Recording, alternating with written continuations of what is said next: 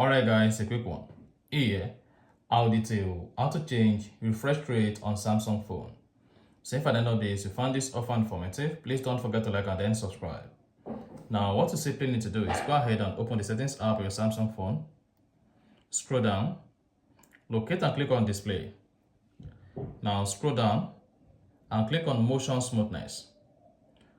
Under motion smoothness, you have access to adjust your screen refresh rate. Then you can choose between standard and adaptive. To increase your Samsung phone refresh rate, just go ahead and choose adaptive, and this is going to change the refresh rate from 60 Hz to 120 Hz. Then to change it from 120 Hz to 60 Hz, select standard and click on apply. For adaptive, select adaptive and then click on apply.